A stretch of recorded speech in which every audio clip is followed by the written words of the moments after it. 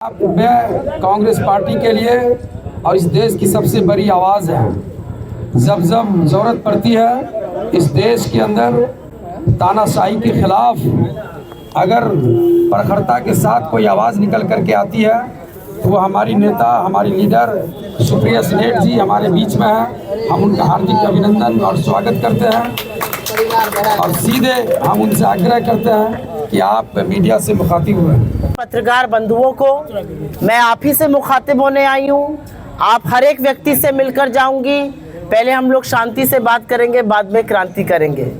मंच पर बैठे हुए एआईसीसी के सचिव श्री अभिषेक दत्त जी, जो यहाँ पर ऑब्जर्वर है और मेरे अभिन्न मित्रों में से एक हैं। हमारे ओजस्वी उम्मीदवार श्री मिन्नत रहमानी जी, हमारे जिला अध्यक्ष श्री सूर्य नारायण मेहता जी, आरजेडी के जिला अध्यक्ष लव यादव जी, जितेंद्र झा जी, नरेश मिश्रा जी, विनोद कुमार यादव जी।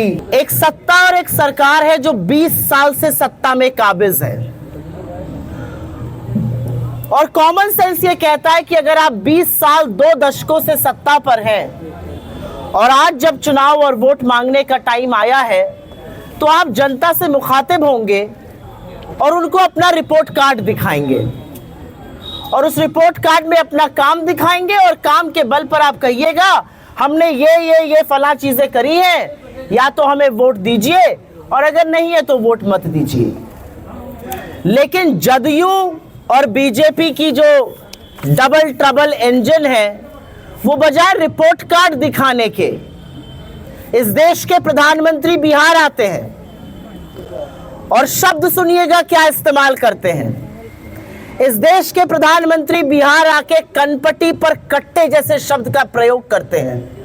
आप इस देश के प्रधानमंत्री हैं, मेरे भी प्रधानमंत्री हैं। आप इस देश को रिप्रेजेंट करते हैं, हमारा प्रतिनिधित्व करते हैं। ये किस भाषा में बात कर रहे हैं प्रधानमंत्री? कैसे लोगों के साथ उठना बैठना है प्रधानमंत्री का? जब बिहार आ रहे हैं कट्टा, बंदूक, गोली याद आ रही है? क्या बना दिया आपने बिहार को?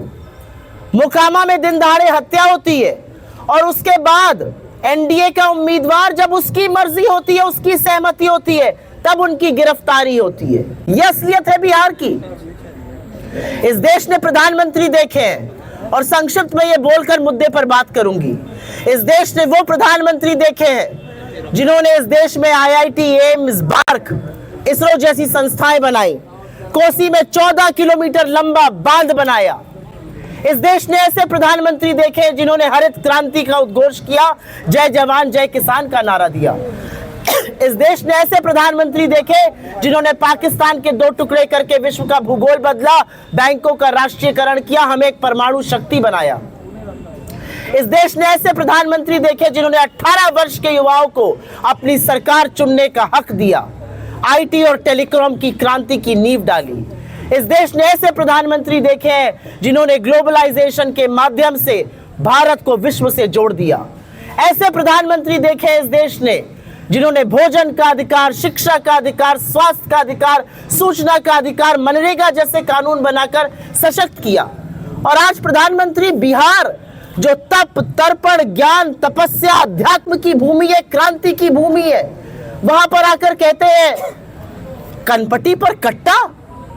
ये क्या स्तर बना दिया आपने राजनीति का?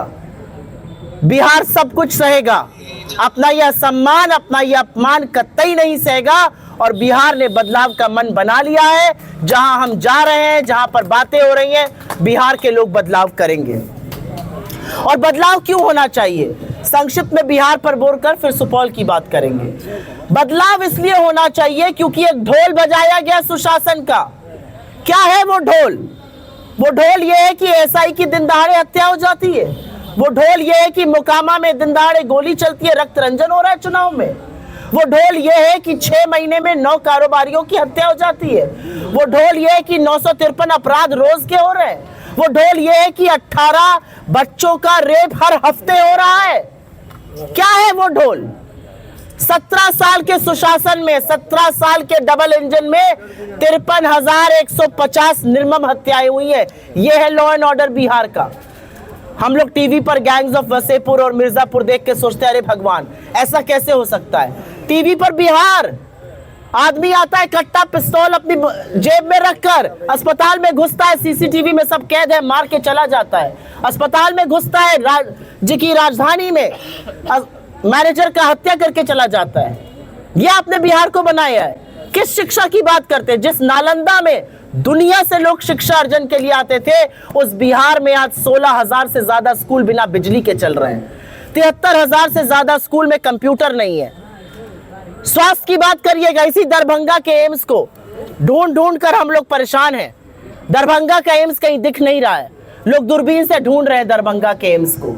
और जो सरकारी अस्पताल है वो जर्जर अवस्था में है, उनकी जो दीवारें हैं वो उखड़ी पड़ी हुई हैं। 57% अस्पतालों की कमी है। मुजफ्फरपुर की बच्ची को 20 चाकुओं से गोदा जाता है, वो 8 घंटे एम्बुलेंस में पड़ी रहती है और दम तोड़ देती है। ये लॉ एंड ऑर्डर और ये स्वास्थ्य की कहानी है। नीति आयोग, जिसके चेयरमैन खुद प्रधानमंत्री नरेंद्र मोदी हैं, उनका कहना है बिहार देश के सारे राज्यों में सबसे गरीब है। बिहार की औसतन आय ओडिशा की 1/3 और झारखंड की आधी है। ये बिहार जो चीनी का कटोरा होता था, जो राष्ट्र के चीनी उत्पादन में 27% की भागीदारी रखता था, अब 2% की भागीदारी रख रहा है। कब आएंगे मोदी जी? चुनाव दर चुनाव बीता जा रहा है। वो तो चाय पीने आने वाले थे चीनी की। बिहार में 1.25 लाख करोड़ का पैकेज आया था, याद है ना? खैरात नहीं आई थी, भाजपा के कोषाध्यक्ष ने नहीं दिया था, किसी के दादा का पैसा नहीं था, बिहार के हक का पैसा था। कहां है वो पैसा? 70,000 करोड़ कहां खर्चा हो गया, ये किसी को पता नहीं। और ये हम नहीं, ये बात बिहार के लिए सीएजी कह रहा है। बिहार में युवा क्या चाहता है? नौकरी बन जाए। माँ बाप एक रोटी रात की कम खाते हैं कि बाबू पढ़ जाए, कुछ बन जाए। और जब नौकरी का टाइम आता है तो पेपर लीक हो जाता है, हर चीज का रेट कार्ड है। और जब युवा अपने हक की बात करता है, दिसंबर की ठुठुराती ठंड में उसके ऊपर पानी बरसाया जाता है, उसको लाठी से मारा जाता है। और वही युवा कह रहा है कि जिस युवा को आपने डंडा चलाया है वो बदला आपसे बूथ पर लेगा। और खुलकर ये कह रहा है, पेपर लीक हो या जिस तरह से रेट हर चीज का बना हुआ है, वो सीधे सीधे बिहार में त्रासदी का द्योतक है। मैं यहाँ पर पढ़ना तो नहीं चाहती हूँ, लेकिन पढ़ देती हूँ डिग्रियों का रेट कार्ड। बीए 70,000 से 1 लाख में हो रहा है, बीएड 1.5 से 2 लाख में हो रहा है, डी फार्मा 3.5 से 4 लाख में हो रहा है, टेक्नीशियन तक 30,000 में। हर चीज का रेट तय है। नीट का पीजी हो, नीट का यूजी हो, टेट हो, रीट हो, हर चीज का रेट तय है। तो कैसे बिहार का युवा प्रोग्रेस करेगा? बिहार में मैंने देखा, आप ही में से किसी एक के कॉन्क्लेव में वाणिज्य मंत्री कहते हैं बिहार में तो पलायन हो ही नहीं रहा है, बिहार के लोग तो यही रहकर काम कर रहे हैं। अरे मान्यवर, जब छठ होता है, जब दिवाली होती है, होली होती है, तो बिहार के हमारे लड़के बच्चे जिस तरह से ट्रेन में भेड़ बकरी की तरह ठूस कर आते हैं, वो पलायन दिखाता है। 3 करोड़ 45 लाख रजिस्टर्ड मजदूर है बिहार के, वो पलायन दिखाता है। किस मुंह से, किस बेशर्मी से आप बिहार के घाव पर आकर नमक छिड़क रहे हैं? आप कह रहे हैं बिहार में पलायन नहीं हो रहा है। बिहार में पलायन भी हो रहा है और बिहार में भ्रष्टाचार भी हो रहा है। यही अमित शाह बिहार आकर कहते हैं बिहार में जमीन नहीं है तो इंडस्ट्री नहीं लग सकती है। लेकिन इसी बिहार में आप 1000 एकड़ जमीन 1 रुपए पर 10 लाख पेड़ काटने के नाम पर अडानी को दे देते हैं। कैसे दे देते हैं? जो इंडस्ट्री लगी बिहार में, जो स्कूल कॉलेज बने, जो इंस्टीट्यूशंस बने, वो कांग्रेस की सरकारों ने बनाए। क्या किया पिछले 20 साल में? आज जवाब उस बात का आना चाहिए। हमारी कुछ योजनाएं हैं और उस पर हम जरूर चर्चा करेंगे, लेकिन उसके पहले मैं ये बोलना चाहती हूं कि कांग्रेस की, राहुल जी की, तेजस्वी जी की, मुकेश सहनी जी की, हमारे लेफ्ट के साथियों की एक सोच है बिहार को लेकर कि बिहार को अगर आगे बढ़ाना है तो बिहार को रोजगार यहां देना पड़ेगा, इंडस्ट्री यहां लगानी पड़ेगी, खेतीहर मजदूरों और किसानों का भला यहां करना पड़ेगा, महिलाओं के हाथ में पैसा यहां डालना पड़ेगा।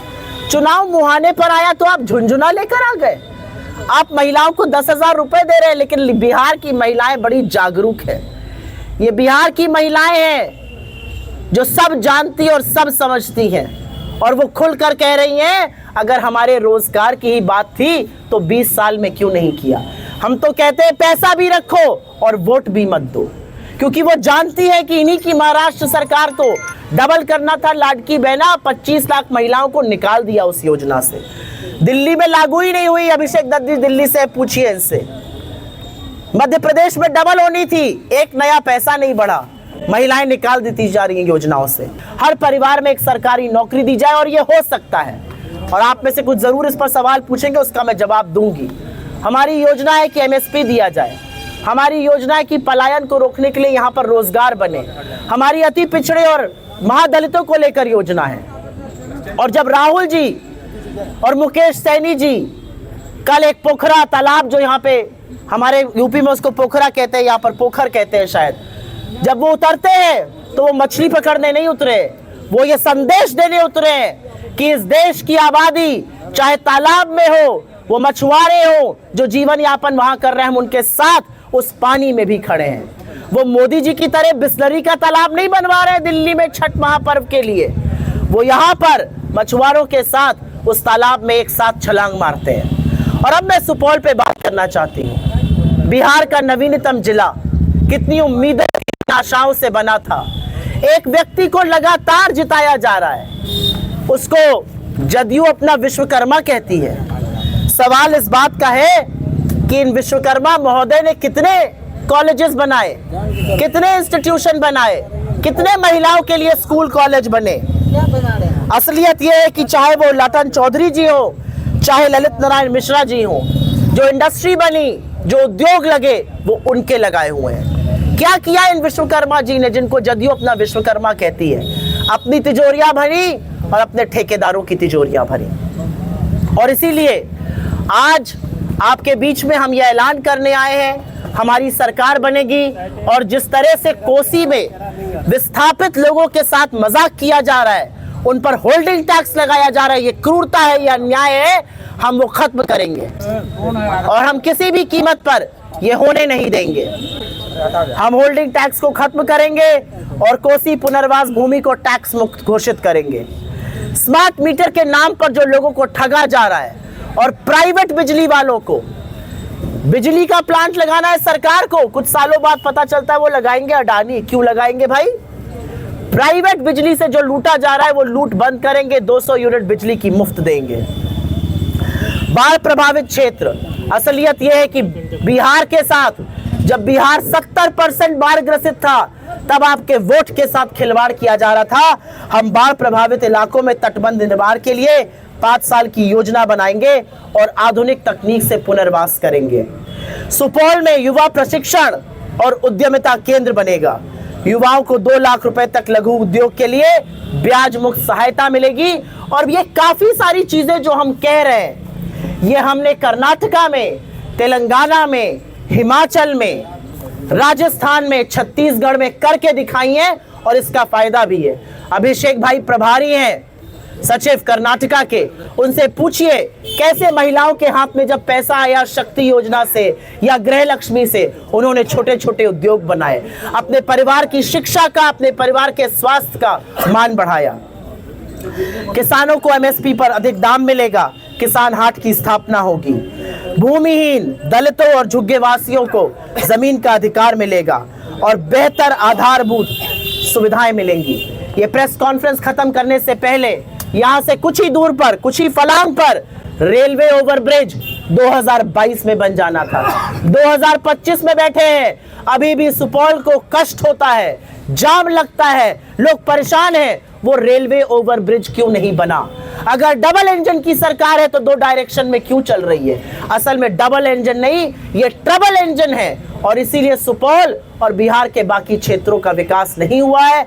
लेकिन हमारा मानना है विकास वो लोग करेंगे जो यहाँ की पीड़ा, यहाँ का दर्द, यहाँ की तकलीफ समझ सके, जो यहाँ के लोग हों, जो समझ सके कि 2 गुजराती मिलकर 2 गुजरातियों का फायदा नहीं कराएंगे बिहार से, वो बिहार के युवाओं का फायदा कराएंगे, वो बिहार के लोगों का फायदा कराएंगे। और इसीलिए एक आधारभूत तरीके से हम बिहार का और सुपौल का विकास करने की बात कर रहे हैं। आपके सवालों का बहुत बहुत स्वागत है। अगर आपके सवाल क्षेत्र से और इन्हीं से मुद्दों से जुड़े रहें तो मैं बहुत अभिभूत रहूंगी। मैंने सौभाग्यवश आप ही की तरह 20 वर्ष खालिस फाइनेंस और इकोनॉमी की पत्रकारिता करी है। बजट और ये जो इकोनॉमिक आंकड़े होते हैं ये थोड़े समझती हूँ। एक कॉन्सेप्ट होता है इकोनॉमी और फाइनेंस में, उसको वर्चुअस साइकिल ऑफ इकोनॉमी कहा जाता है। अगर आज आपकी तनख्वाह बढ़ेगी तो आप अपने बच्चों पर, अपने घर परिवार पर ज़्यादा खर्चा करिएगा। आप ज़्यादा खर्च करिएगा मतलब ज़्यादा चीज़ें खरीदिएगा, उपभोग करिएगा। जितना ज़्यादा आप उपभोग करिएगा कंपनियां उतने ज़्यादा वो चीज़ बनाएंगी। आप एक जोड़ी की जगह 2 जोड़ी खरीदिएगा जूते, उतने ज़्यादा वो चीज़ें बनेंगी। जितनी ज़्यादा चीज़ें बनेंगी उतना ज़्यादा निवेश आएगा, जितना ज़्यादा निवेश आएगा उतने ज़्यादा लोग नौकरी पर चाहिए होंगे और ये एक सुचक्र बन जाता है। जितनी नौकरियां बनेंगी उतना पैसा आएगा। जितनी नौकरियां आज की तारीख में खाली हैं, अगर वही भर जाए बिहार में और केंद्र सरकार में तो लाखों लाखों लोगों का भला हो जाएगा। नौकरियां क्यों खाली हैं ये सवाल आप लोगों को पूछना चाहिए। नौकरियां इसलिए खाली हैं क्योंकि आरएसएस और बीजेपी और इस तरह के लोग नहीं चाहते हैं कि पिछड़ों, दलितों, आदिवासियों, महादलितों, महापिछड़ों ऐसे लोगों को नौकरी मिले। सरकारी नौकरी किसको मिलती है? सरकारी नौकरी में एक प्रावधान है रिजर्वेशन का और वो आरक्षण पर प्रहार है अगर आप उन पदों को खाली रख रहे हैं। तो तेजस्वी यादव जी ने वो जो कहा है बड़ा सोच समझ के कहा है और यही बात बिहार की महिलाएं और आप ही जैसे प्रबुद्ध पत्रकारों के टेलीविजन स्क्रीन पर और आपके फोन कैमरा पर मैं सुन रही हूँ। महिलाएं जोर शोर से कह रही हैं कि जब चुनाव के मुहाने पर आया तो ये पैसा हमें क्यों दे रहे हैं और ये पैसा महिलाओं को खैरात नहीं बट रहा है। 4 किस्तें बट तो जाएंगी 11 तारीख से पहले, लेकिन ये पैसा लोन है जो महिलाओं को वापस करना है। हमारा मानना है कि जब रोजगार आएगा तब मूलभूत परिवर्तन होगा और एक वर्चुअस साइकिल बनेगी। उससे सरकार का रेवेन्यू भी बढ़ेगा, उससे इंटरनल एक्रूवल्स भी बढ़ेंगे और उससे और योजनाएं भी आएंगी। नरेंद्र मोदी जी ने अपनी पार्टी को, अपने घटक दलों को एक अच्छी सीख दी है। आपसे कोई सवाल पूछे पूरब का, उससे पश्चिम की बात करो। आपसे सवाल पूछे उत्तर का, उससे दक्षिण की बात करो। सवाल पूछे दिन का, उसको रात में ले जाओ। सवाल पूछे आपके शासनकाल का, तो नेहरू जी की बात करो। 20 साल 2 दशक कम नहीं होते एक राज्य को बदलने के लिए और जिसमें से 11 साल नरेंद्र मोदी और नीतीश शाह की जुगलबंदी चली, नीतीश कुमार जी की जुगलबंदी चली। क्या फायदा हुआ उसका बिहार को? मैं आज यह जानना चाहती हूँ। क्या फायदा हुआ सुपौल को? हम ये जानना चाहते हैं। 11 साल से सरकार आपकी है, रेलवे ओवरब्रिज नहीं बना, आप कांग्रेस से पूछिएगा। ये जो काम है ना, उत्तर पूछो तो दक्षिण बात करना, पूरब पूछो तो पश्चिम बात करना, ये आदत मोदी जी ने सिखाई है। अपने आप को बात करो, उनकी बात करो तो उनको नेहरू जी अभी तक काम नहीं करने दे रहे हैं। मेरा मानना है सरकारें अगर चाहती हैं तो काम होता है। बीजेपी ने बिहार को कोई प्राथमिकता नहीं दी है। बिहार में आज भी पलायन हो रहा है, बिहार में आज भी रोजगार नहीं बन रहा है और आज भी मूलभूत जो सुविधाएं बिहारियों को मिलनी चाहिए वो नहीं मिल रही हैं। मेरी एक ही राय है, हम सब लोग जो जनप्रतिनिधि हैं ना, चाहे वो मिन्नत भाई हो, चाहे वो मैं हो, चाहे वो अभिषेक जी हो, चाहे वो कोई भी बैठा हो, हम सब लोग जनता के सेवक हैं। पिछले 11 सालों में इन लोगों ने जनता को प्रजा समझने की गलती कर दी है। जनता अपने वोट से अपना प्रतिनिधि चुनती है, राजा नहीं चुनती है। ये बिजली किसी के दादा के घर से नहीं आ रही है, ये चुने हुए लोग हैं और जब जनता चाहेगी तो रोटी पलट देगी, ये याद रखिएगा। और जनता ने मन बना लिया है, चाहे वो विजेंद्र जी हो, चाहे वो उनकी पार्टी हो, चाहे प्रधानमंत्री हो। ये आपकी बपौती नहीं है, ये लोकतंत्र है और यहाँ जनता डिसाइड करती है सत्ता की चाबी किसके हाथ में आएगी। और इस जनता ने तय कर लिया है, आप उनके वोट के साथ खिलवाड़ करिएगा, उनको डराइएगा, धमकाइएगा तो जनता आपकी बात सुनने वाली नहीं है।